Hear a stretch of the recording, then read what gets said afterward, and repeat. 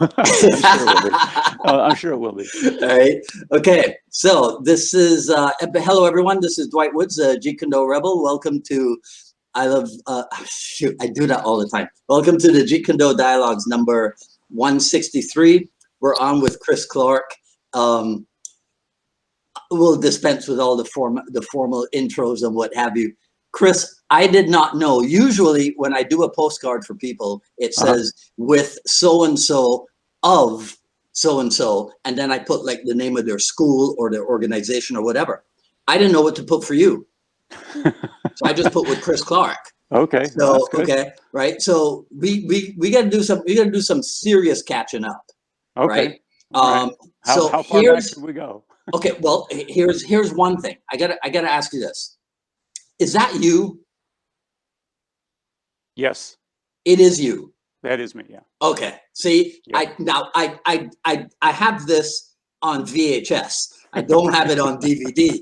But if I'd had it on DVD, I was gonna try to take out a little snippet of the video, right, and run the video. But that is you. Yeah. Wow. I think Rick Fay jokingly said one time, he goes, "Hey, who's that 12-year-old working with Burt Richardson in the video?" Right. Actually, yeah. Well, we know for sure that that's you. We know that that's for sure. That was that short-lived magazine from Flint Publications, Full Contact. Yeah. I helped. Greg Walker was the editor of that.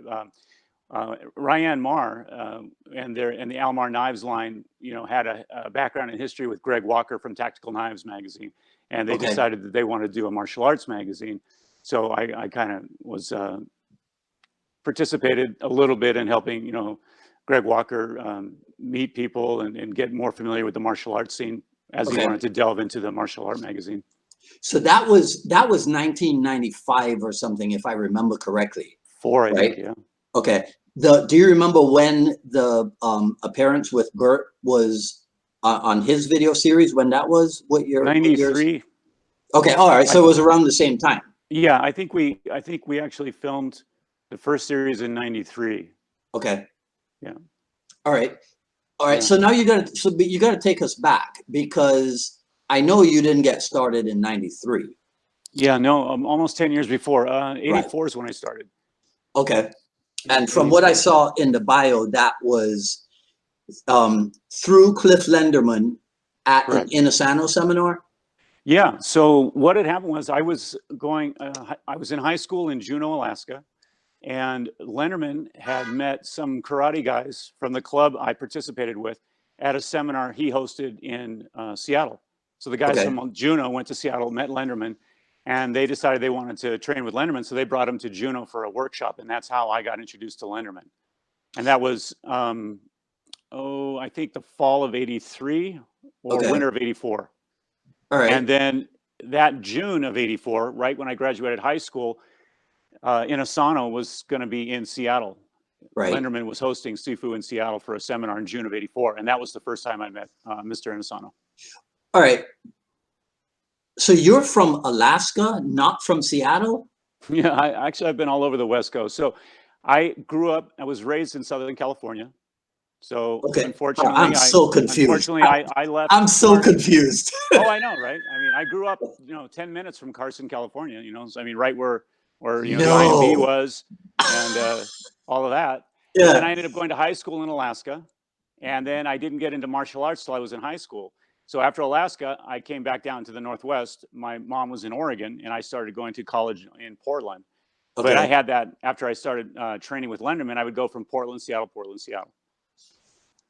When I opened my first school, actually my first teaching gig was at Portland State University back in 86 and 87. I started a Kali club at Portland State. All right. Now, is that the Northwest Kali that we have the logo was the Portland State. Yeah, no, Northwest Kali is still kind of my thing now. So the first teaching thing I did was Portland State University. We had a club on campus. Okay. And then I helped set up the club at the University of Washington too, the Kali Silot Club up there. But because the law enforcement work that I did with Bob Bragg and Lenderman was in Seattle, so I often just went between Portland and Seattle quite a bit. So my first formal school, commercial school, was the Portland Academy of Martial Arts. And that opened in October of 92. Okay. And the first seminar we hosted was Pendekar Paul de Toirs. And was Bert his assistant? No. Actually, so I first met Bert Richardson back in '87. I went to one of the camps at IMB that Sifu did. Right. And Bert Richardson was one of the seniors at that time. And so that's where I first met Bert. Okay. Then we didn't get reconnected again until April of '88. He came up with Pendekar to do a seminar for Cliff Linderman. Okay. And that was an interesting time because myself, Terry Tippy, and some of the other seniors from Seattle, we ended up taking Bert out to dinner that night. Right. And he just started showing us all this stuff. I mean, a whole bunch of curriculum that I hadn't seen. Yeah. And I was just like, wait a minute, what was that? And I'm thinking, wait a minute, I should have seen that, you know? So, but long story short, he really opened my eyes to a lot of material that we weren't getting presented with. Right. And so that summer I ended up going to Los Angeles, and that's where I started going to LA regularly and training. And then I ended up meeting Damon Caro and Chad Stahelski and Eric Paulson and all those guys, Steve Grody, Steve Irwin. Yeah. People like See, that. right. So it must have been, because I have no idea, and I'm sure you have no idea as well, but it must have been at some point in there that you and I first met. Oh yeah, right? I think it's for sure. I think it was probably late '80s. Well, I don't know. Did you ever go to the Smoky Mountain camp? No. Okay, so the first time I went back to the East Coast to train was in '87. I went to the Smoky Mountain camp with Ann and Vic Payne. Yeah, and I got to meet Rick and Greg Nelson and a bunch of folks like that. Yeah, so you and I probably met in LA then. Yeah. Right. So. Okay. Well, here's what's funny, right? So he just came on, so we should say hello and give a shout out to Neil Colliff, right? Because my student sent me a clip of Bert Richardson doing a private lesson for Neil Colliff back in the '80s, right? So Neil and I were talking about that this morning, and then he says, "Oh, you got Chris Clarke coming on this evening." I go, "Yeah." He goes, "Okay, well, you know, you got to say hello to Chris for me." But he's on here now. But now Neil is saying something about Jim Smothers' school in St. Louis. Yeah, were you there? I went a couple times to St. Louis. I think I went in '87, and I also went again in '94. Oh, yeah. Oh man. Yeah. Well, okay, so you were, man, you got around. I got around almost as much as you. Yeah, but the guys on the East Coast, actually, it's so funny, you know, I mean, like Seattle to Los Angeles, I still wouldn't get to see Guru as much as like some guys on the East Coast, because he'd do New York, he'd do New Jersey, he'd do Maryland, he'd do Florida, he'd do Georgia. And then those are short hops. So a lot of people can get around and see him more often. Yeah, I know for sure that that I was okay, so Neil says that we met at Jim Smothers. Okay. So that would have been, shoot, now I can't remember. One day, right? One day, here's what you and I should do. We break into Neil's house, right? And we steal all his video material, right? That's what we're going to do. Because that's the only way that we'll have records of what we did, where, and when. Yeah. Because Neil's got all the records. Yeah. You know? Right? That's awesome. Yeah. And that's that. Neil's in Florida now, is that right? Neil's in Coral Springs. Yeah. Actually, I'm going to see him in a couple of weeks. He's doing a Kali workshop at the new place that he's moved into. Okay. So we're going to go up and support him there. Yeah. Excellent. Yeah. He's. I mean, you know, COVID has hit everybody real hard, but Neil's a survivor, man, and. Yeah, I think Neil Colliff was actually the first person to bring Bert Richardson out for a seminar. I think I was number 2, if my memory serves me, what Bert told me one time. But I think Neil was the first one, and then I started bringing Bert up to Seattle when I was training with the police up there, October of '89. Okay, so well, here's the thing. My first Inasano seminar was supposed to be April of '89. He got an ear infection. Doctors wouldn't let him travel. So Bert and Pendekar Paul de Toirs came instead. Oh wow!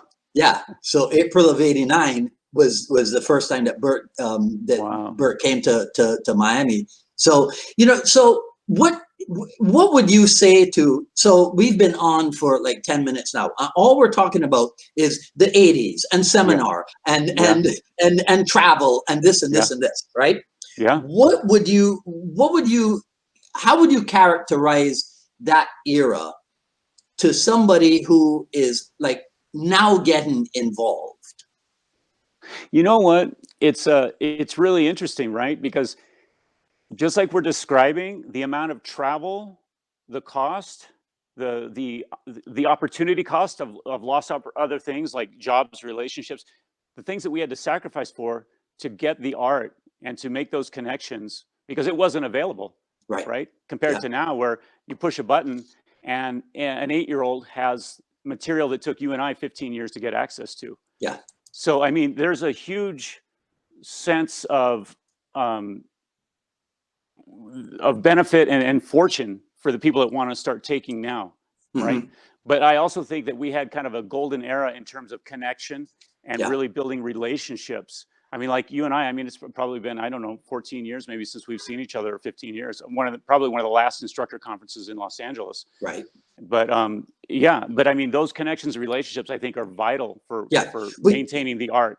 You know what's funny? It's just like, it really is family, because like if I go to Baltimore and reconnect with and see my brothers and sisters, it's just like if no time has passed.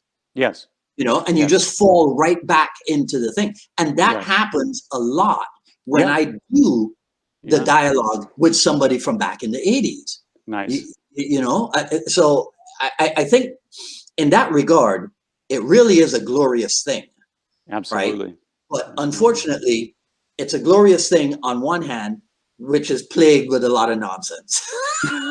Well, anytime you know, it comes down to those darker sides of people, if they want recognition, or if they want financial gain or things like that, and or just status, and it becomes competitive, right? And anytime there's competition, then you have politics, and so that is but that's a human nature thing, and it's not just religion or politics or martial arts. It's just a human nature thing. Yeah, it's like I say, everything's fine until the humans get involved. Right. You know, and then it all goes to pot. All right. Yeah. So okay, so we kind of flashed through that, and maybe we glossed over stuff. So let's try to build.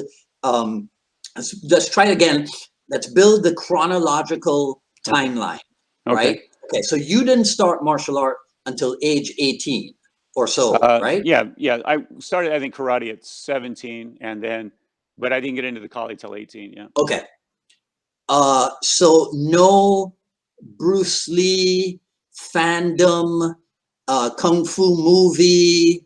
It's none of that? so unusual. No, because it just was the luck of the draw.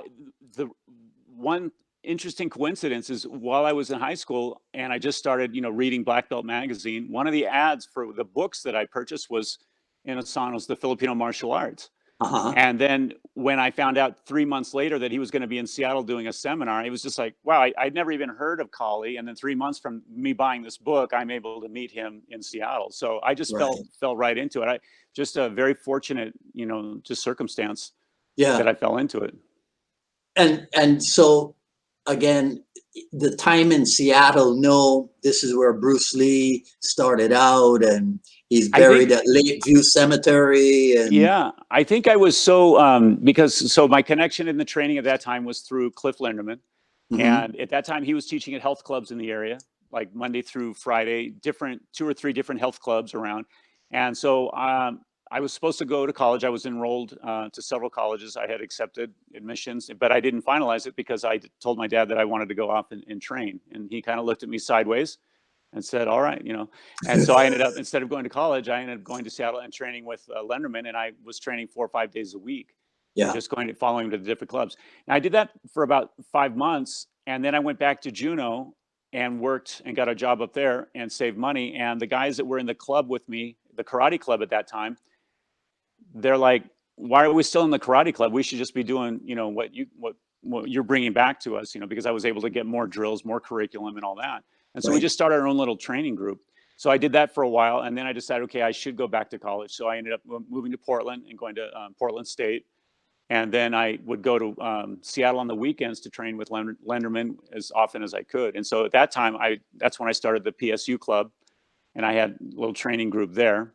And then, but that wasn't enough. You know, I wanted more training. So I ended up moving back to Seattle in '88 and then training full time with Lenderman. And then about 87, 88 is when I started going to LA on a regular basis too, and going down there. And that's when I started making connections in LA. So I did that back and forth for a while. And then in '92, I opened the Portland Academy of Martial Arts. And that was the first commercial space, and had a full curriculum. We had the Kali, Jun Fong curriculum, Muay Thai classes. Yeah. When did you meet Ajahn Chai? When did you start with him? He was the second person I met. So I met in Asano June of '84. I met Ajahn October of '84 in Seattle. Yeah. Okay. And that was great. I think there was all of 8 people at the seminar. Yeah. And it was beautiful because, in fact, I see Dan Burke's name on here, and Dan Burke's from the Northwest up there in our area, and he actually has a background in the Kali JKD ahead of me, because he started with from Grants Pass and then trained with Bob Moore, who was one of Larry Hartzell's guys in Bellevue, Washington. But he's got great stories about a couple early days with in Asana going to LA and all that. Do you see why I can never run out of dialogue partners? Oh yeah, it can't happen. Right, it can't happen. Bob Moore and Dan Burke just got added to my list. Well, Bob Moore, rest in peace. He passed away last year. Oh, okay. Yeah, but it's so cool, right? Yeah, it's but Dan Burke has a lot. I mean, from karate days to the JKD stuff, and then of course now he's one of Ajahn Chai's leading proponents and reps in the area. Oh, there's somebody else we have to give a shout out to. He probably, I don't know if he's going to make it onto, but it's because of him that you're here. Oh, Andy Wilson. Andy Wilson. What am I saying? Okay. Right. Yeah. Right? Thank you, Andy Wilson. Yeah. Yeah. It took he me a called me. while. He goes, hey, I told Dwight he needs to call you. And I go, okay, great. Yeah. So that was a good phone call. I was glad to get that. Yeah. It took me a couple of years to get Andy to come on, because you guys, it's not, you're not talking about yourself. You're just talking, and people are hearing, right? You know, it's not really about, letting the world know how great you are. No, it really is. It's not that at all. It's just this thing that we all have in common, that we're all crazy about for some goddamn reason, right? I mean, because here it is. Right. I'm going on 40 years with Dan in Asano. That's amazing. Yeah. I was, before the show today, I was trying to think, when I was like, 37, 38 years. That's amazing. Right? Yeah. Outside of blood relatives, how many of us have relationships that have lasted that long? Very true. Right? Very true. Yeah. But for some reason, but now see, I came for Bruce Lee. Okay. Yeah. And stayed for Inasano. Yeah. Right? Yeah. You came for Inasano. Right. And then learned about Bruce Lee. Right. Yeah. I think you might have that in common with Rick Fay. Have you ever discussed it with him? Oh, of course. And when Andy's brought him to Seattle, I've seen him back east at the North Carolina camps. Also, when Andy Wilson started MKG, the Seattle branch of Rick's organization, of course, Rick's been out to Seattle a few times, and I had the great fortune of getting to one of his instructor camps in Seattle. And I think very highly of Rick Fay, very talented. Yeah. That's another guy, who. In fact, I think you guys are on the Wisconsin camps, right? You and Rick demoing? No, that's not the Wisconsin camp, but that is that's Pete Hetrick's seminar. Oh, okay. Yeah, and that was August. I'm pretty sure that was summer of '88 or something. Oh, okay. Right? Yeah, because at that time I was still working for Eastern Airlines, so I'd get to move around as much as I could. Right. Nice. So I guess then we could say, since you came for Inasano and stayed for Inasano, that you would fall under the category then of being a Jeet Kune Do concepts guy, right? Oh no. Yeah, you know where I'm going. You know Okay, where I'm going with this. since we're going in that direction, you can explain it to me. No, because I mean, that's interesting. Right? Well, no, I mean, I think I was right there at this transitional point, right? Because I think I have certificates that say Jun Fan Gung Fu and then Jeet Kune Do, and then others that say Jeet Kune Do concepts. Mhm. But I mean, the way that Inasano explains it, I mean, really, I mean, the philosophy is a concept. I mean, that whole thing about where it's this, it's that, it's evolution.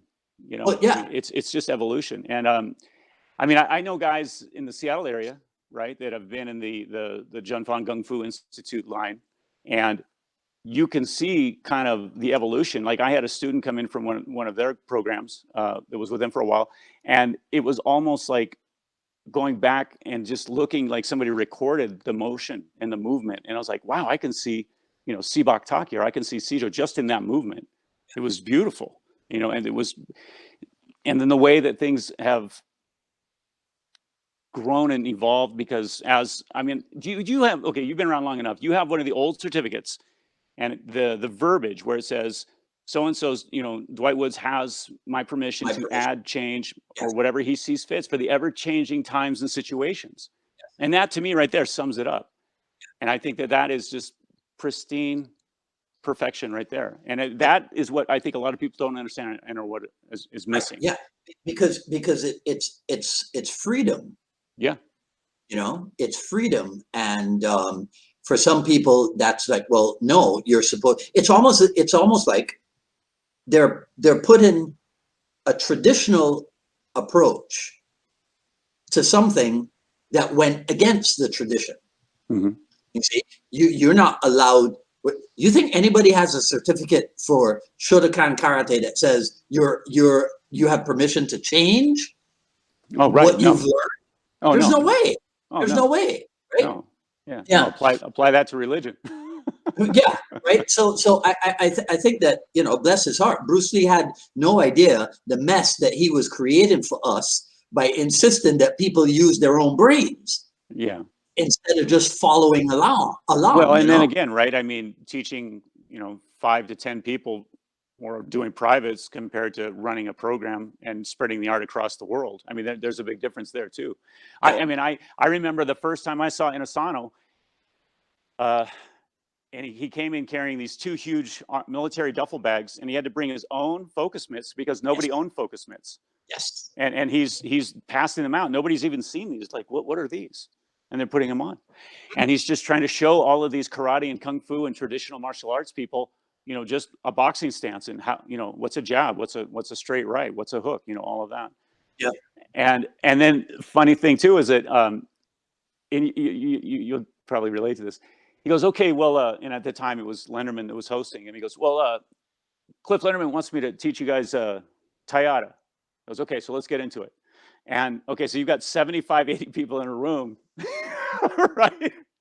And I think at least 80, 90% of the room had never even held sticks before. Right. And so he starts off playing the drum, and he about 10 seconds, he goes, okay, what do you say we start from scratch? Yeah. It was just beautiful. But I mean, just the fact that, he had to come out and find a way to teach all of this material to people with almost zero background and, coming from such a different structure. Yeah. And then successfully bring that out across the world, across the nation first in these satellite spots like Minneapolis or Georgia or Charlotte or New York, Florida, and then from there expand.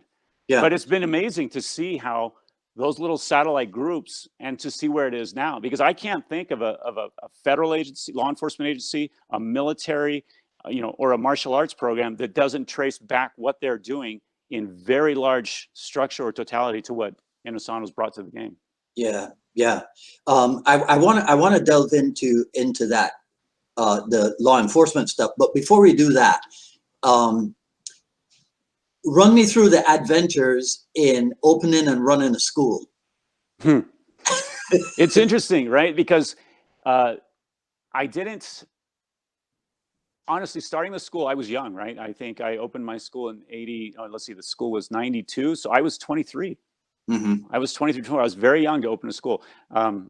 I've heard Paul Vunak. I think Paul told me that he was far younger than me when he started his first school. Yeah, yeah. But still, I mean, still 23 to open a school, that's pretty young. It is. And I had already bought a couple houses as rental property. And so I was a little versed in contracts. So I wasn't the leasing of it and all that, that wasn't a big deal for me. I was like, okay, you know, I feel okay about signing a lease. I think I kind of understood what was involved in that. And you know, the curriculum, I talked to Sifu about it a couple of times, and he, you know, he was very encouraging and said, yeah, you know, and of course you know, I had the rank to do it, and he said, yeah, go for it. And at that time, marketing wise, it was very interesting. I'd say out of everything, what I was teaching at that time was more significant than running a school, because as you know, no one had heard of Muay Thai. Right. No one had heard of Kali. Almost no one had heard of Jeet Kune Do. I mean, it was just very, very rare to even have a conversation with anybody where they knew anything, especially when you get into like the Southeast Asian stuff. They're like, what's Silat? Or even what's Savat? I mean, they didn't have any understanding. So trying to market it, that was really interesting, right? Because I'm still, you know, I'm thinking about, look how great these arts are. Look at all of this activity that we can get people learning on. And they're all like, well, don't you do karate, or don't you do taekwondo, or don't you, you know, that was the hardest part, I think, you know, and the only form of advertising was the yellow pages. Yeah. So, I mean, it was yellow pages, and that was it. What did you do? How did you address that situation? Yeah, really just trying to do a lot of demos, like at the college, a lot of word of mouth, posters, things like that. But everything really came down to just the people you had in the school, bringing other people in, and the yellow pages. That was the big thing. We always had probably 25% of people that were like law enforcement, you know, that saw the applicability of like the Kali for law enforcement work, the Muay Thai, things like that. But yeah, it's I think that was one of the biggest challenges, just try to get the word out about how great the material was. Yeah. I remember my first place, and Neil Colliff, I tell this story all the time. The first time Neil came to my warehouse, he busts out laughing. I go, what's so funny? He goes, oh, you picked a warehouse that looks just like Inosano's warehouse. Right?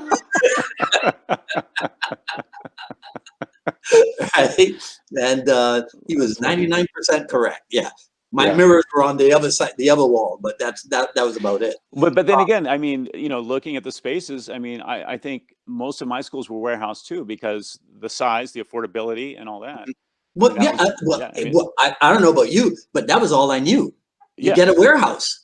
Well, and then when I, you know, trying to make it, you know, you look at retail numbers, and then I'm looking at, okay, the cost is per square foot, and I need this many. And I go, well, yeah, I mean, to go retail, that was like, you know, I wasn't doing the model.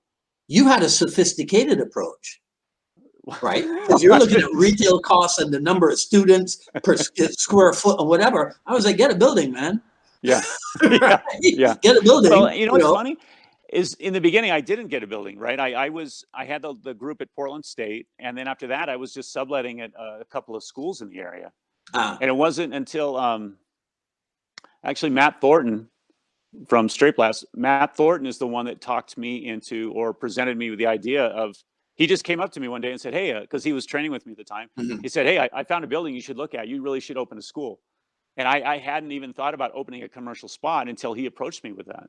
Right. And then, so that's actually how I kind of made my way into getting on a lease and opening my own space, because I was just subletting from other schools for a long time. Did you ever do the backyard or park open air stuff? No. Well, not really. Not in a formal teaching setting. We found parks, you know, like 2 or 3 of us at a time wanted to go work out on a weekend. We would do that. Okay. There's a nice park in Seattle called Green Lake, and we were up there training up there a lot, and on nice summer days, and a lot of cars drive through, and then you have people walking, rollerblading, and all that. And I remember we pulled the aluminums out, and we were doing sombrada and work, and then somebody actually called the police on us because they thought they were real swords. So that was kind of interesting. Yep, typical. Yeah, but parks can be interesting. Yeah. Yeah. How long did you run the school? So I had the Portland school until '97. Okay. That one, let's see, was in Northwest Portland, and then I closed that and moved to Seattle to start doing more work for the police academy up there. And then and when I was in Portland, I used the name Portland Academy of Martial Arts. And then when I made the jump to Seattle, that's when I branded Northwest Collie. Okay. All right. So how did you? Okay. We'll get to the law enforcement thing now. Why was it called Northwest? Was Northwest Collie the abbreviated name? Was there a longer name for it? So I went back and forth between the NW for Northwest and then spelling the word Northwest out. In the old logos, I think I spelled out the word Northwest and then put Collie JKD underneath it. That was the original logo for when I opened the Portland. I remember seeing that. Yeah, the Seattle school. And then after I like the simpler word of just going NW Collie. And then it just fit better, and so I just dropped the JKD and just put NW Collie and just made that more of a simple brand. Okay, so now I have to devil's advocate you, right? Okay. Why drop the JKD? And just the explaining and the marketing and all that, it just was a whole cleaner presentation to just say Collie for me. And I mean, I fully embrace the Jun Fan curriculum and the Jeet Kune Do philosophy. And I feel because of the era that I came up, it's part of me, and I really like it. And I still believe in a lot of that curriculum and material. But just in terms of marketing and the simplicity of it, and also honestly, one of the big influences for me as well was Ted Lakai. And so I knew it. I have that right here in my notes. Oh, really? Ask him, right? Tell him that Collie JKD reminds you of Ted Lukai, and ask him, it says, did you borrow that from him? Yeah. In a sense, yes, no. But I mean, even people like Bob Moore, Larry Hartzell's guy in Seattle, I mean, his Washington license plate said JKD Collie on his car. So, I mean, that's, for me, that era, I mean, you look back at, what do you do? Collie JKD. I mean, that was just what we said we did. That was it. And so I originally went with that, but then it got to be cumbersome and explaining and all that, and then the brand. So I just went NW Collie, and it just seemed to really work for me. At one time, my Florida tag was Collie JKD. Oh, good. So, just because Brian up in Jacksonville, he had JKD Collie. So really sweet. Nice. So I got Collie JKD. Yeah. Okay. So I was on the right track. And then well, Rick Fay did the same thing, right? I mean, it's the Minnesota Collie group, right? Not JKD group and not Collie JKD group or what have you. And I mean, it goes back to also. I mean, for me, honestly, in my opinion, the most prominent, proficient, authentic JKD person on the planet doesn't even use JKD. So it's like, okay, think about why, what am I trying to say, and what am I trying to bring across, and why am I saying it versus, I mean, I know where the JKD is here. Do I need to try and push that, or do I push it to people that don't know anything, or do I explain it and groom people to understand it as they go through the process? Yeah. And so rather than have it, here it is on the marquee, I'm just going to it's here. And if you're here long enough to really understand it and go through the process, then you'll have it. Look, I got to tell you, I think that is, in some regards, that is a much more, what's the word? That's a much more honest approach, because they really should work at getting it.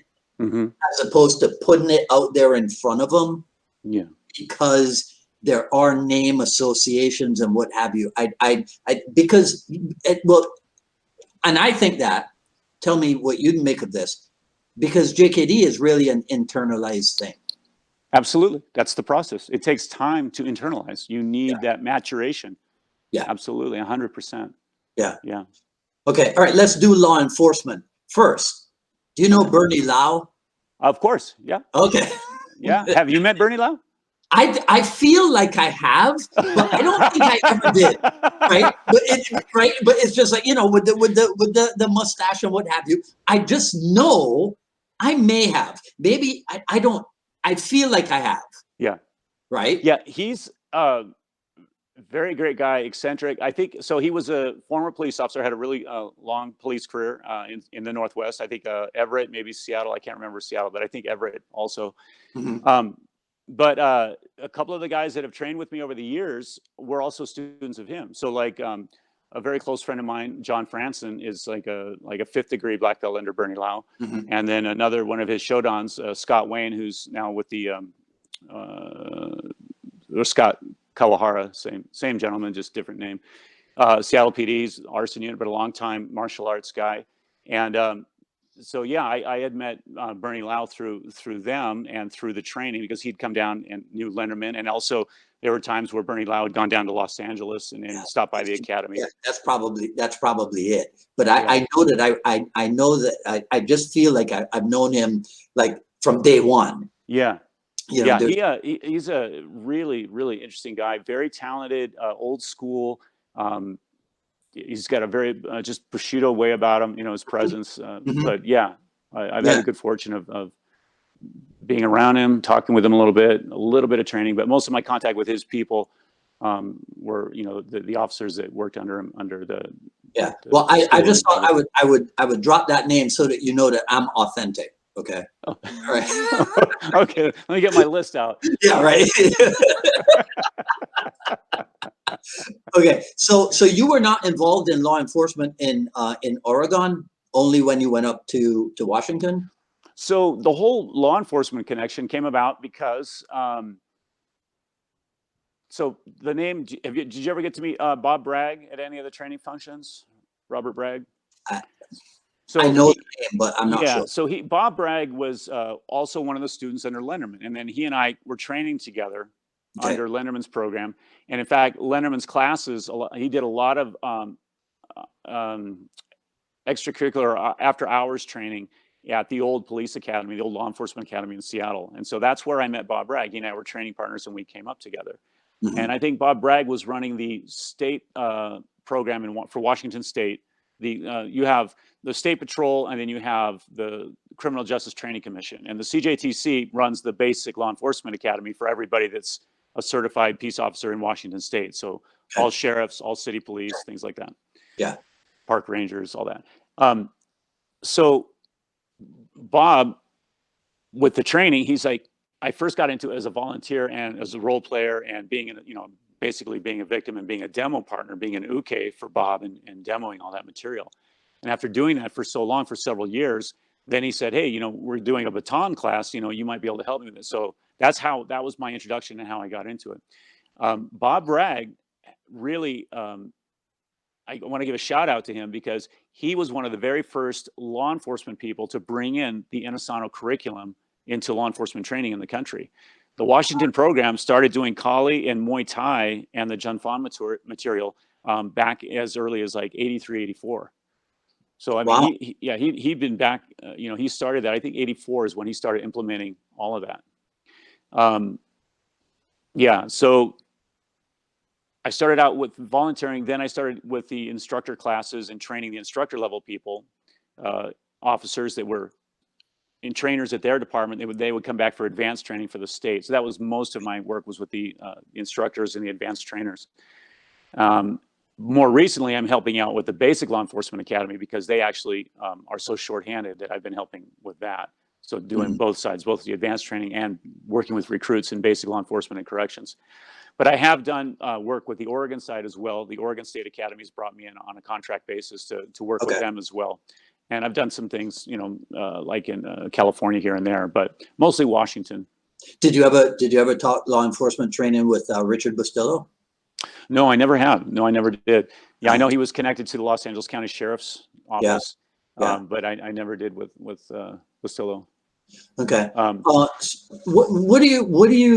Did you ever have to deal with showing the deficiencies in the PR-24? We did, yeah. It's funny when that Bragg was really big on that because we first met Sifu and Asano, and they went through a lot of that stuff because back then that was the only thing that was being taught for baton. They had done away with straight baton, and they were primarily using PR-24. And then Bob started kind of swapping it, and then he would just, since we had all of those in the inventory, he just took the PR-24 and just started using it as a stick with a hook. Right. Yeah. It was like, he goes, no, use it like this. Yeah. So those were some good demos back then. When did the ASP come into favor then in law enforcement? Late 80s, 89, 90. I think those were the years that it started to get traction. Was that a Kali influence, you think? That really the first telescoping batons were out of Japan. I think they called them a Kibo. The Tokyo police used them, and then somebody brought that over. And I think Jeff Imada was one of the first guys to start popularizing that or selling it on the INI website. Yep, I got it in my bag right over there. The Imada Pro Telescopic. Oh, there you go. Yep. Oh, there you go. So my memory does serve me correct. All right. Yep, I got it right in my bag. Okay. That's all actually still, that's the thing I carry. Yeah. On, I have no idea if it's legal for me to carry it in the state of Florida or not, but it goes with me almost everywhere. Yeah. I love them. And, later on, they started coming out with different sizes, different weights, things like that. There's some really beefy collapsible nightsticks now. I think there's a German one, Benoe, I think Benoe. But that thing is not going to collapse. That's the biggest drawback on the apps is when they don't have enough weight to really be effective. And then they sometimes collapse when you're using them. Yeah. I still think they're great, but a lot of people, well, it didn't work, this and that. And it's funny too, because, being in the circles and talking to officers that deploy tools in the field, and then you see their skill set, and then you're like, okay, was it the tool or is it just your application of the tool? It's like, I was hitting this guy, and it's like, oh, okay, so you're hitting him in the thigh with a lightweight stick, and you're wondering why it's not working. Oh, okay. So it's like, so a lot of times it's just training. Sometimes it's the tool, but a lot of times it's the training, Hey, I have a memory of these are the details I remember. Something to do with a guy on PCP being hit in the head even, and it having no effect. But then at some point, the officer hit him in like the wrist joint or something. Yeah. And that's what enabled them to subdue the guy. Right. Basic Kali principle, right? But the memory I have is that it had something to do with Seattle. Or the guys up there like big on PCP or something? Well, I don't know, but there's been a few instances. A couple things come to mind with that. One, I remember talking to I think it was a Clackamas County deputy. I was doing some training for them one time, and he was telling me a story where his partner broke an oak nightstick over a guy's head, and it did not stop him. The guy was still going. Yeah. And I looked at it and I go, yeah, that's why my instructor always told me, go for the limbs, the hands and the feet, And then the story that you might be talking about, there was Ken Koenig, Tiger Mountain Woodcrafts. Yeah. So Ken Koenig. Yeah. He so used Ken to be Koenig, my supplier. Yeah. He still makes sticks for a lot of folks. Oh but he was a former Redmond officer. And Okay. he was training in our group with Lenderman and Bragg and all that.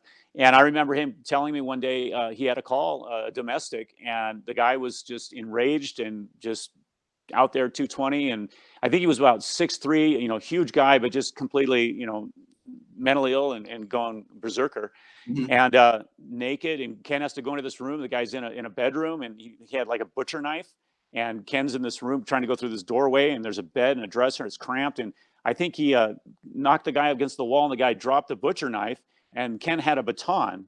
And the way that the distance between the bed and the wall or the dresser, all he could do was think about, oh, I'm just going to kick. So he like side kicked at the guy, and the guy kind of went off the wall and came at him. And then, like you see in so many fights, that person does to you what you just did to them, or vice versa. So, so Ken sidekicks this guy. And so the crazy guy just goes, and he sidekicks at Ken. And here comes a sidekick being delivered at Ken, and Ken's holding his baton like this. And the sidekick comes in, he just goes like that and slams his hand down. And so he takes the butt of the baton and catches the guy right in the ankle. And drops him instantly. So Ken said he just like hit him perfectly in the ankle with that butt, and that guy just fetaled. I was just like on the ground, done. All the fight was out of him. So I was just like, hands and feet. Hands and feet. That could be the origin of it. Because I remember, I used to be on the phone with Ken a lot, getting sticks from Tiger Mountain. He's still doing that?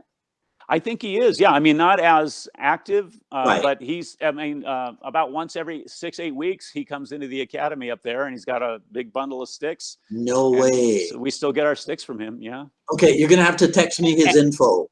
Absolutely. The other thing, I don't know, have you seen the cam grip teardrop shaped batons that he makes? No. See, these are great. So basically, Bob Bragg, being the kinesiology and the physics guy with training and movement, he talked about a teardrop shaped baton. So it's not quite an edge, but it has a teardrop cam shape to it. So it has functionally an edge. It's not round, it's teardrop shaped. And so it's not as heavy, but it hits as hard as a very heavy baton because of the shape of the stick. So it's like the old flat sticks, like the Grotes, right? But it doesn't look as wicked. It's more teardrop shaped. So but it's still got an edge on it. Interesting. And so a lot of the officers, a lot of the agencies have approved those. And so Ken still makes some custom batons that are that teardrop shape with a duty rig, so they can carry them on their belts. And still, so a lot of the officers in the Northwest, in Seattle area, still have that old school cam grip baton. Wow. So they have a straight stick. Yeah, they're beautiful. And he does them out of, like, Purple Heart, all these exotic woods, ironwood, all that. Yeah. Chocobolo. Hey, what kind of modifications, if any, do you have to make when you start training law enforcement versus training, civilians or what have you? Yeah. It really is an important thing. There are a lot of things that you really have to consider. I know a lot of people think, oh, I'll just train police. Well, okay. But when you get into it, and especially now, I mean, with everything that's going on politically, it's the amount of scrutiny and review and change in policy of what's being taught now is it's really accelerating. So, I mean, things are changing very much. There's been a lot of legislative changes, even in Washington State, where it's being legislated, what the officers. So I don't know how much you're familiar. I'll back up for a minute. So usually there's a standard of training in terms of use of force in when you apply force as a police officer, and officers are held to a higher standard, and most of their standards are based on court decisions. So there's some like 2 or 3 substantial court decisions that indicate about how much force can be used at what point, et cetera, et cetera. And so we usually start out with like presence, verbal command, and then you have where you can put hands on people, and then based on their resistance level, are they trying to actually hit me, or just get away, or just be static, things of that nature. And so all of those dictate how you can, or how much force you're allowed to use. Now, being in training and understanding the flow and energy and how fast things can move and change and all that, and all of what, why we do all of our energy and sensitivity work is so we can move without thinking. But now you have officers that have to be able to engage and move, but they have to think through the whole process. Oh, wait, I have to do this, but I can't do that. What level of force am I? Oh, can I do this? Can I do that? I mean, there's a whole intellectual element going on in problem solving and that they have to do while they've got hands on people. And a lot of people don't understand that. It's like, you have to justify everything you're doing right now. And so what happens a lot of times now in what's going on in this era, is officers just pull back. It's like, I don't know. Yeah. And that causes a whole nother host of problems, because now the failure to act because of the hesitancy allows the momentum to build and to allow other really bad things to happen. Yeah. So as an example, Seattle Police is a good example, SPD. Originally, their use of force program was 7 pages long. So their outline on their policy for use of force for their police officers was about 7 pages. After the DOJ consent decree came in under the Obama administration, their use of force curriculum or policy now went to over 70 pages. So now you're responding to a call and you have to think through 70 pages of material about what you're supposed to do here. You know, it's very complicated, very complicated. But that's why I think the more training police officers get, I think that's fabulous. I mean, and me personally, if I was sworn and I was on the street doing the job, I could never imagine not training, because I think it's part of their trade craft, and I think it's expected. I think they should do as much as they can, and a few do, and some departments like I think like LAPD, they incentivize training. You know, you'll get a little premium bump for staying in shape and taking care of your body and being physically fit. You get a little pay increase. So things of that nature. I think small things like that would really go a long way into keeping everybody up and staying in shape and making sure that they're staying on top of their training and all that. Yeah. Statistically speaking, empty hands versus weaponry, what is either more important, or is it a balanced blend? Yeah, you know, that's interesting, right? Because I'm coming from my background with the Kali, everything to me is a weapon, right? Even my hand, the way that I use the hands and everything is from my weapons training, right? So I still use my hands just like I had a flashlight or a baton in them. It's the same, for me, it's the same thing. So I'd advocate that you do both, because if you're in the academy and you're coming out, chances are highly you're going to be going on night shift. So you better be able to function and do everything with a flashlight in your hand. Right. Okay. So you need the tool development, but then, you know, you also need to be able to manipulate stuff just empty handed, and the ability to control without hitting is huge. And again, you know, we're always taught, you know, if the road is blocked, we're going to hit, you know, we're going to make the way. Our hands will hit and make the way and open up other lines. Right. And so it's really imperative that you're doing the right type of training, so that you can actually fulfill and make sure that you're meeting those agency policies about what to do and what not to do. And it's a very difficult thing, because a lot of times the people that are making policy have no background in training at all. And so when you start having, you know, civilian oversight about what's going to happen with training, sometimes you lose good tools. You know, the carotid is a good example of that. You know, your vascular neck restraint. Applied properly, that's a very safe technique. You know, what happens when you get people that don't know what they're doing or apply it improperly, and then people capitalize on that and say, "Oh, look, it's a lethal technique." Yeah. So for the longest time, the neck restraint was outlawed, and then with the advent of the BJJ and the UFC, and people being you know, getting a naked strangle or naked, you know, rear naked choke, and then all of a sudden they're okay. A lot of departments go, "Hey, why don't we do that? Look, they're fine. That's a good technique." And so a lot of departments have been getting it back into their curriculum. Right. And now it's being taken back out again. So it's this roller coaster of, you know, back and forth. And it's a shame that we can't keep good techniques like that in the curriculum and in the agency's tools. But it comes down to training and awareness. When you mention, you know, civilian oversight and what have you, civilians will have, in most instances, I think they will have become aware of grappling because of BJJ and the UFC. Yeah. So and so most people go, "Oh, well, I heard that BJJ is the thing for self-defense." So then, do they come in? Do those civilian boards come in and go, "Okay, well, we got to get BJJ training in here into the department because I've heard it's the best thing for law enforcement"? Yeah. Stuff like that happens. Yeah, I've heard that. I mean, that's been going for a long time. I mean, so many people think that that's the end game for law enforcement training, even military. I remember in our neck of the woods at Joint Base Lewis McChord, back when it was just Fort Lewis, you know, area wide. I mean, the Army just started implementing BJJ across the board for all their combatives training. Yeah. And it's like, okay, I get it a little bit, but really, if you're wearing a kit and you got your pack and you got a rifle and none of that, and you got a stack of guys behind you, you're gonna do what? Yeah. You're gonna go to the ground with the guy? Did anybody ever answer that question? What's that? Did anybody ever answer that question? The only answer I ever got from an officer that was kind of, you know, not like high level, but kind of mid level, that was kind of trying to make me understand the reasoning. The only answer I ever got is that, well, we do it because it builds competitiveness. I was like, okay, well, there's a lot of stuff, in my opinion, that you could build competitiveness. Because for me, if my main weapon system is my M4 and I got a kit and all that, and if I am doing urban stuff and I do have guys behind me, I don't want to be embraced with anybody. I don't want to sling my primary weapon system and stall the stack behind me.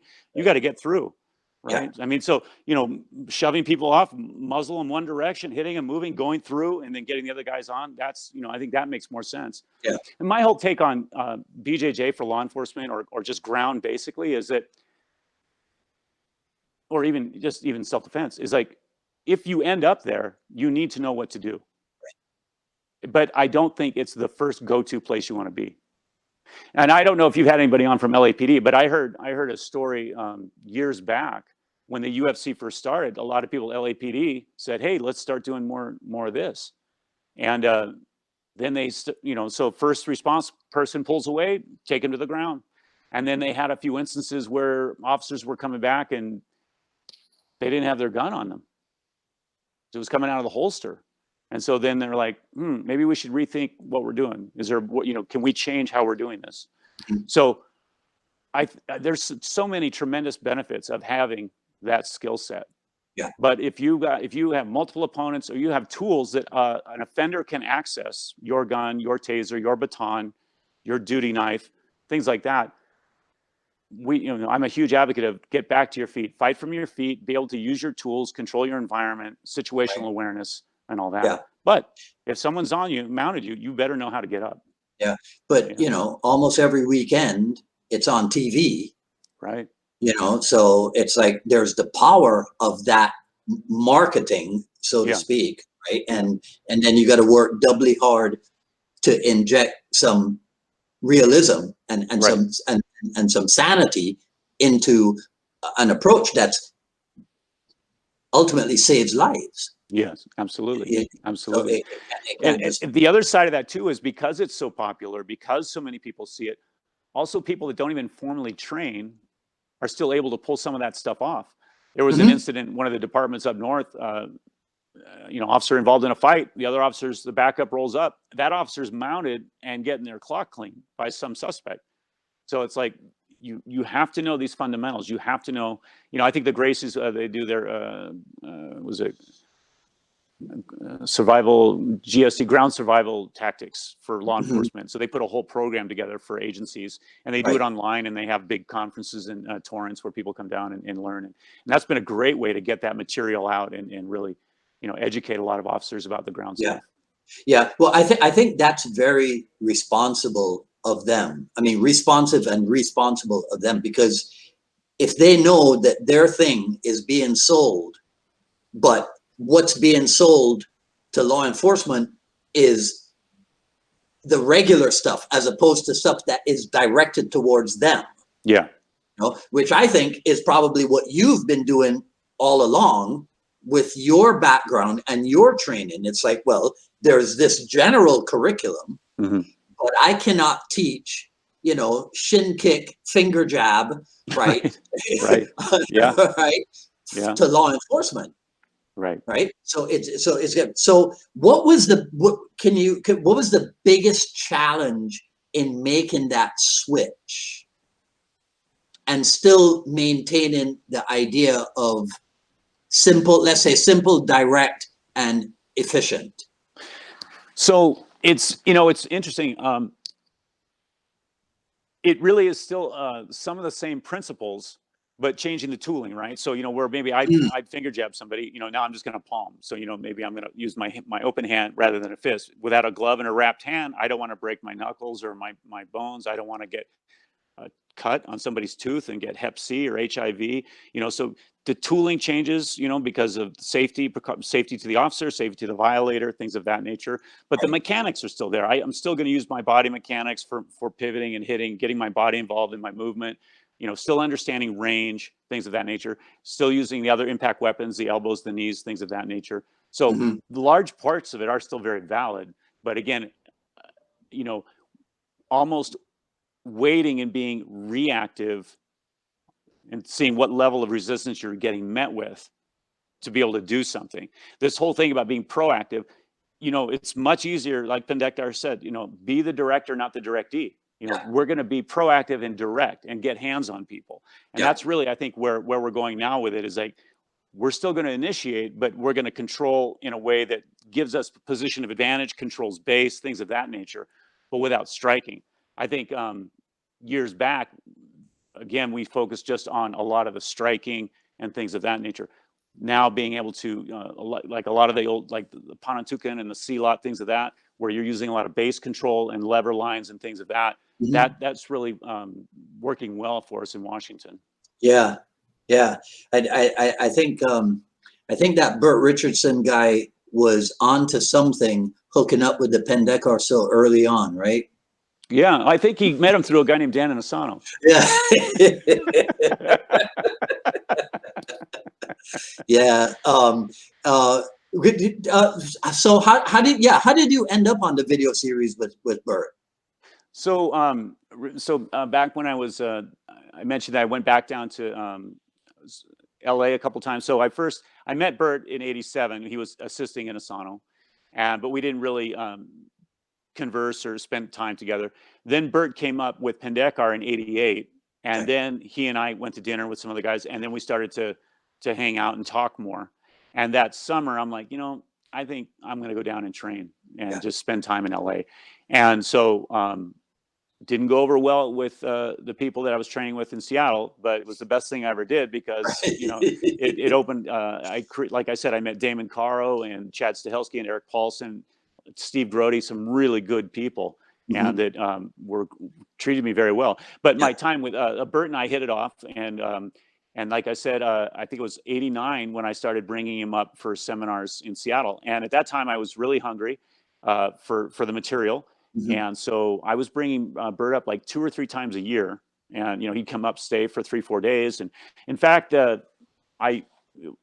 you ever see the video that they did, Burt and Chad and Damon, on C-Lot, the Bukti Nagara tape? There was an old videotape that we put together, Bukti Nagara. Chad Stahelski used it as part of when he was at the USC film school. And so I got some of the officers and some of the resources that were in the video units of a couple departments up there. And they actually came in and filmed it all. And so they filmed Pendekar and Burt, and we did a bunch of stuff. Yeah. I don't know. I don't think I've ever, was commercially available? It was for a while. Yeah. I don't know how many, they made a limited run and there's only a few copies out there. Yeah. But yeah, it's you know, it's directed by Chad and Damon, and Burt's the demo on it for Pendekar Paul. I don't think I've ever seen that. Yeah, wow. I think my credit on there was best boy. Yeah. And then Sifu's like, what does the best boy actually do? So I lobbied to have it changed. I think they put me down as location manager. Like, okay, whatever. Okay. Yeah, but that was I think that was 1990, 91 when that came out. 90 or 91. I saw Chad a little while ago. Scott Adkins has a podcast. Okay. On stunt work and action films and what have you. Have you seen that? No, I have not. Okay, all right. I'll send it to you because great. He's got really nice things to say about you know, his time at the Inasano Academy and what have you. You know. Oh, nice. So yeah. It's pretty sweet. I remember when I was involved with Almar Knives back in '90. So Almar, I had the pleasure and honor of meeting him. I think I met him in 91. And then in 91, he used to go to Vegas during the Soldier of Fortune convention. And one of the things that he would do is he would, because he's a former Special Forces Green Beret, he was over in Southeast Asia, even pre-Vietnam and Vietnam era. And I think his unit or people that he knew worked with the Hmong tribesmen in Laos. And so after the war, to help them and support their cause, because they were having a lot of difficulties with the communist government, and because they were helping the Americans, there was a lot of friction. But Almar would always do a fundraiser at the Soldier of Fortune convention where he'd sell the knives and generate money and then donate that to the Hmong. And so this one convention, it was '91, I think, Burt Richardson, I had organized it so he could come over and he and I were going to do a demo. collie demonstration at the convention. But I think he got caught, if I remember, he got caught in a hurricane in Hawaii and he couldn't get off the island. And so he couldn't make it back for the demonstration. So last minute, Chad filled in. And so Chad and I were able to do the demo in Las Vegas. So it was really a lot of fun to work with him on that. Yeah. Yeah. Well, see, so I learned this term today in a report. So now when John Wick 4 comes out, you got to get the pictures of you and Chad Stahelski and clout chase. Right? Oh, right. Okay. Yeah. You know, and you got to go, oh, look, here's me and the director of John Wick, you know? Yeah. Yeah. Did you ever do any? Chad would even remember who I am anymore. It's Did you ever do any movie stuff? I did a little. Yeah. You know, it was so funny too, because I was kind of in there at that era where those guys were really trying to get into the business. Of course, Jeff, you know, Jeff was like really the forerunner. He was the main guy, and he pushed and paid his dues to really make it on all the TV and the film stuff. Yeah. And he was kind of at his height there when the other guys, Bert, Chad, Damon, wanted to get into it. Mm-hmm.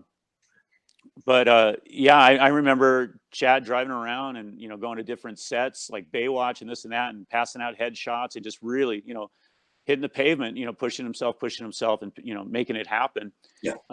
One time they got one of the first gigs that they got was that Andrew Dice Clay movie, Brain Smasher, back in, I think it was 92, 93. And it was filmed in Portland, and I had my school. So it was a lot of fun because that's where they were up filming for about 4 weeks. Yeah. And they were just at the school, and I said, hey, here's my car, and here's a key to the school, and knock yourselves out. So, but so I did a couple things. I mean, just really low budget. There was one with Bridget Nielsen. What was it? Was it Time for Justice or something like that? It was something. Mission of Justice. Mission of Justice. Mission of Justice. I missed that one. Yeah, it was an old. I mean, and that's those first early ones that those guys worked on. Those are ones you'd want to miss, right? But now they're all tier one, right? I mean, Dave Beach, Chad, Damon. I mean, it's amazing. Yeah, I mean, you know, yeah. So sometimes I wonder if people are aware, you know, that is representation. That's Bruce Lee still alive in Hollywood. That's the lineage. Oh yeah. You know, and I agree. And I wonder if the younger generation, because you know the younger generation, their thing is, well, Bruce Lee sucks because he has no fight record. Right. You know. So then I think that means too that, well, Dan Inosanto must suck as well because he never competed. Right. You know. Well, so I mean, I you know, I haven't competed either, so I hear the same thing. Right, but, I mean, exactly. For you and I mean, I remember talking. You know, Maurice Smith's a good example of this, but he obviously was world champion fighter. But the point being, in order for him to fight in the type of competitions that he wanted to fight, he had to leave the country. There were no fights in this country that weren't like tournament karate. Right. And then right after that, the next thing was PKA, professional karate, and that was basically above the waist kicking with boxing. Yeah. Limited boxing.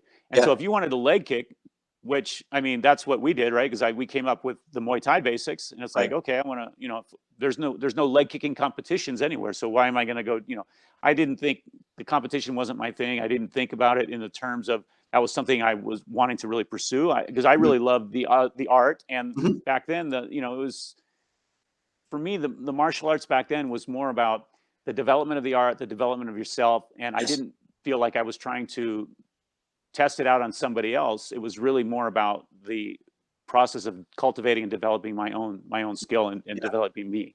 Yeah. So because when I came up, it was always like, you know, use this when you need to. Don't fight, but if it comes to you, well, what was some Pendekar used to say is, don't look for a fight, but if a fight finds you, relax and enjoy yourself. You know, and that's the mentality, right? On his T-shirt, it used to say "Art of Self-Defense." I mean, they frowned on fighting unless it was something that you were doing for a constructive purpose. Yeah, but interesting that law enforcement, that military guy said to you, we embrace the BJJ because it teaches competitiveness. Right. Right. but Yeah. you can teach. It's like it's like the terms aliveness and resistive and all that. All that became fashionable because of BJJ and what have you. And I hear these discussions. I'm thinking, you're telling me there's no aliveness in knife fighting? Right. I mean, that is something. And then the whole resistive opponent.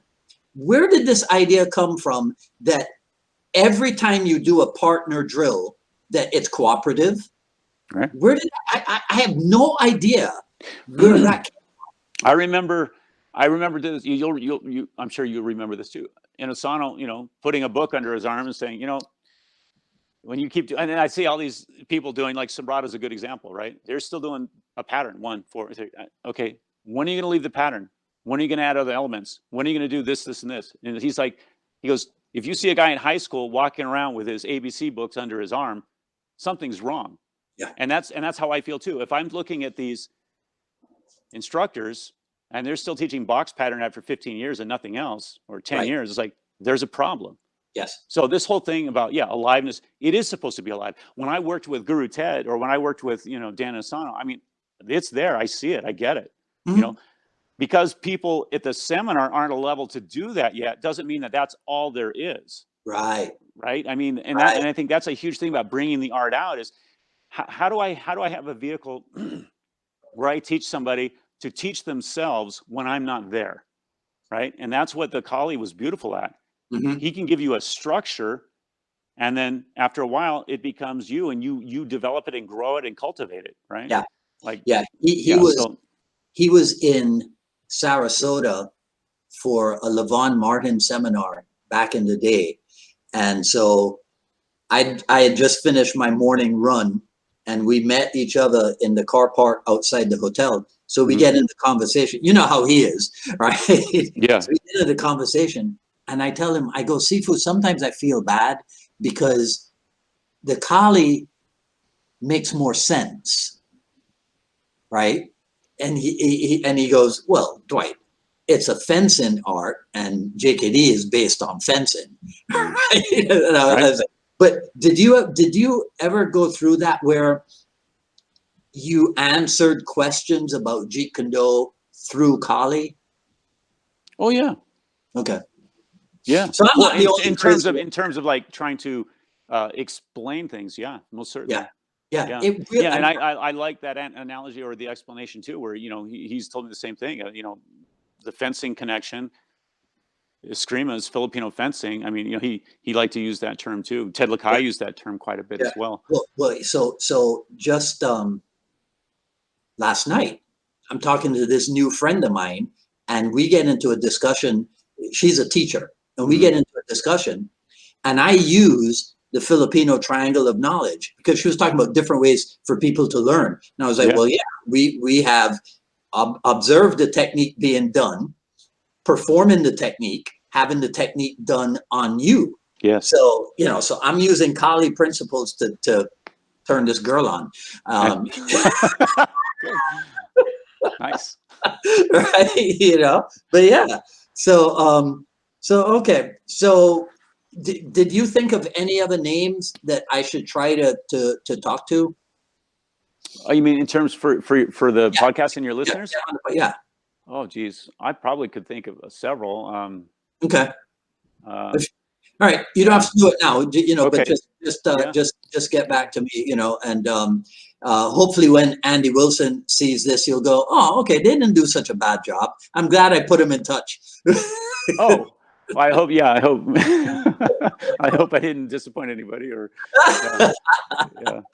No, and we should shout out to Terrell Kamara. Oh, Kamara, yeah. Yeah, because he was like, Dwight, you managed a coup getting Chris Clarke to come on and talk. I don't know about that, but thank you. That's very, very kind. Yeah, no, I think very highly of Terrell. He's a wonderful, wonderful man, and very gracious. And whenever we get a chance to visit, every now and then I run into him at the cigar bar, and we get a chat and have a good embrace. And yeah. Oh, but then okay. So let me finish up with this, because when we first talked about doing this, you said, well, okay, I got enough advance notice to get the free time to do this on a Friday at 4 p.m. your time. So if you weren't here with me, what would you be doing ordinarily? Well, lately I've been just like, helping at the law enforcement academy, teaching, been doing like the 40-hour a week thing there.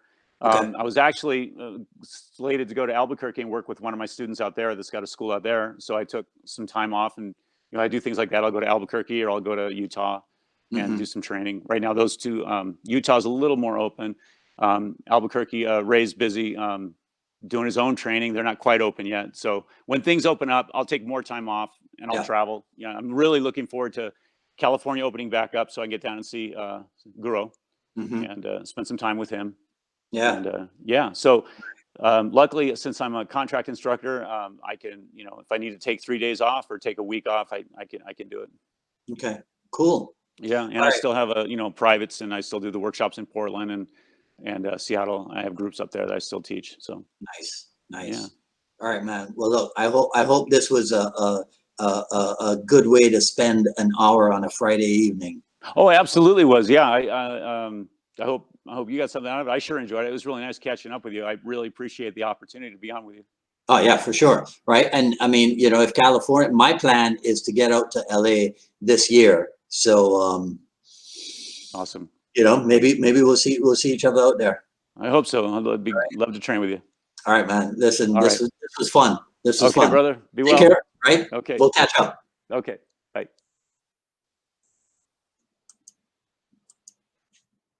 All right. So I hope you guys enjoyed that. It was good fun to catch up with Chris. So that was episode 163 of the Jeet Kune Do Dialogues. If you end up catching the final edit video over on the YouTube, be sure to like, subscribe, and hit the notification bell.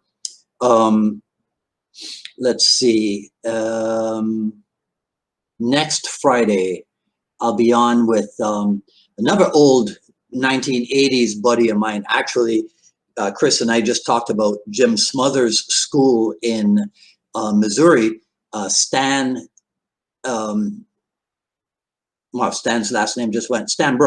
Brooks.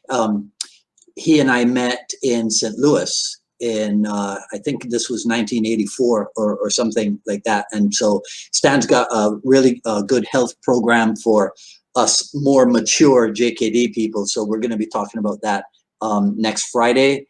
And I think I'm allowed to say this, and then the following Friday, which should be,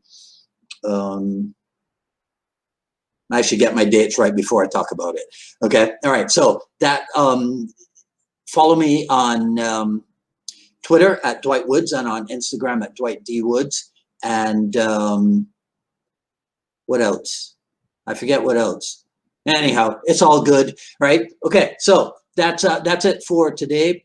You guys enjoy your weekend and stay safe. And I'll talk to you next Wednesday on the I Love Jeet Kune Do broadcast. Until then, this is Dwight Woods, the Jeet Kune Do Rebel, signing off. Take care now. Talk soon.